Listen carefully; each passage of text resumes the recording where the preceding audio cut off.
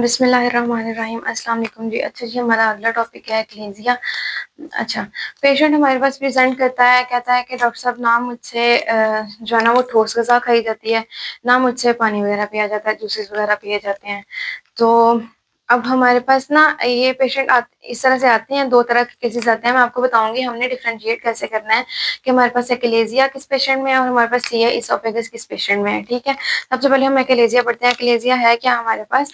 Failure of lower oesophageal sphincter to relax, ठीक है? होता क्या है, लोअर एसोफेजियल स्फिंक्टर को जो हमारे पास नर्व फाइबर सप्लाई कर रहे होते हैं, जिन्होंने इसकी इनहिबिशन करनी होती है। अच्छा, स्फिंक्टर तो कॉन्ट्रैक्ट हो गया, अब उस कॉन्ट्रैक्ट को किसी ना किसी चीज़ ने इनहिबिट तो करना है, जिसकी वजह से कॉन्ट्रैक्शन जो है ना वो रिलीव होगी। लोअर एसोफेजियल स्फिंक्टर जो है ना वो रिलैक्स करेगा, ठीक है?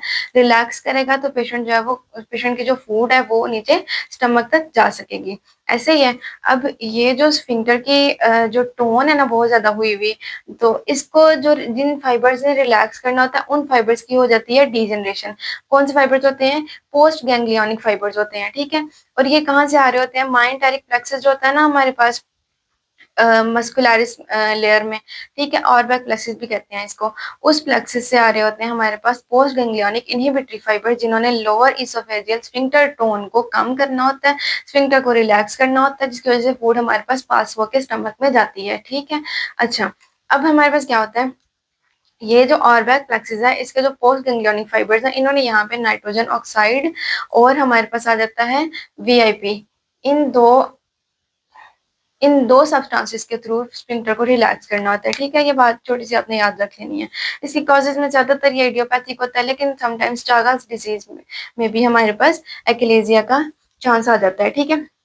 इसके लिए हम मैनोमेट्री करते हैं, लोअर इसोफेजियल स्फिंक्टर के जो है ना वहाँ पे हम प्रेशर उसका चेक करते हैं, तो उसका जो रेस्टिंग प्रेशर है ना वो इंक्रीज़्ड होता है, यानी कि उसकी टोन जो है वो बहुत ज़्यादा इंक्रीज़्ड होती है। और हमारे पास लोअर इसोफेगस में कोई पेरिस्टाल्सिस, किसी किस्म की पेरिस्टाल्टिक वेव्स जो हैं वो हमें नज़र नहीं आती, ठीक है? हम एक्स-रे करते हैं, एक्स-रे पे ना हमें बर्ड बिल की अपीयरेंस मिलती है। जो लोअर इसोफेगस है ना उस वहाँ पे टोटली जो है ना इसोफेगस ऐसे कोलैप्स हुई होती है, बहुत ज़्यादा टोन होती है, ये रिलैक्स नहीं कर पाती, जिसकी वजह से फूड नीचे नहीं जा पाती, ठीक है?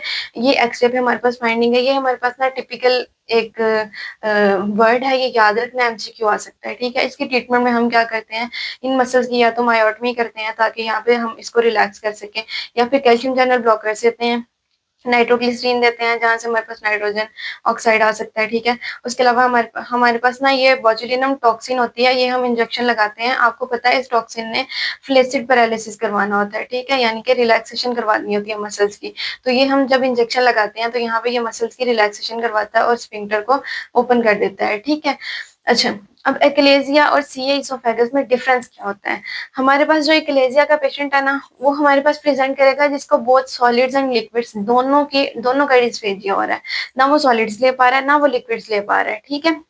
लेकिन जो सीए इसोफेगस का पेशेंट है ना, उसमें प्रोग्रेसिव डिस्फेजिया होता है। पहले पेशेंट जो है ना वो ठोस ग़िज़ाएँ, सख्त चीज़ें नहीं ले पाता, फिर हम डॉक्टर कहते हैं कि नरम चीज़ें इस्तेमाल करें। फिर पेशेंट प्रेज़ेंट करता है कि अब वो नरम चीज़ें भी नहीं ले पा रहा, तो ये प्रोग्रेशन होती है सॉलिड्स टू लिक्विड्स की, ठीक है? ये हमारे पास एक टिपिकल हिस्ट्री पॉइंट होता है सीए इसोफेगस के लिए, और फिर हम इस हिसाब से जो है ना हमने आगे प्रोसीड करना होता है कि हमने नेक्स्ट कौन-कौन सी इन्वेस्टिगेशंस करवानी है। तो सीए इसोफेगस में हम जब एक्स-रे करवाते हैं तो हमें इसोफेगस में किसी लेवल पे जो है ना वो कोई मैस नज़र आ सकता है, ठीक है? इसोफेगस के अंदर या इसोफेगस के बाहर। अंदर होगा तो अंदर से जो है ना वो ल्यूमेन को कम करेगा तो हमारे पास डिस्फेजिया होगा, और अगर बाहर मैस है तो वो इसोफेगस पे प्रेशर डालेगा और इस तरह से ल्यूमेन को कम करेगा, ठीक है जी? एंडोस्कोपी करवाते हैं, एंडोस्कोपिक बायोप्सी का सैंपल ले लेते हैं जिससे हम कंफर्म कर सकते हैं कि कार्सिनोमा है या क्या है, ठीक है? कंफर्मेटरी डायग्नोसिस होता है इसका एंडोस्कोपी पे, और उसके अलावा हम लोकल एक्सटेंशन देखते हैं स्कैन पे, जिसमें हम सीटी चेस्ट करवा लेते हैं और सीटी एब्डोमेन करवा लेते हैं, ठीक है? समटाइम्स सीटी कैप भी करवाते हैं ताकि हम देख सकें कि इसकी जो है ना वो कहीं ये मेट्स तो नहीं इसके गए हुए, ठीक है? और इसकी ट्रीटमेंट में डिफरेंट सर्जिकल ऑप्शंस होती हैं, वो एक अलग टॉपिक है, वो हम यहाँ पे नहीं देखेंगे, ठीक है? अभी तक के लिए इतना ही था। आपको कोई मसला हो you can ask me. Thank you.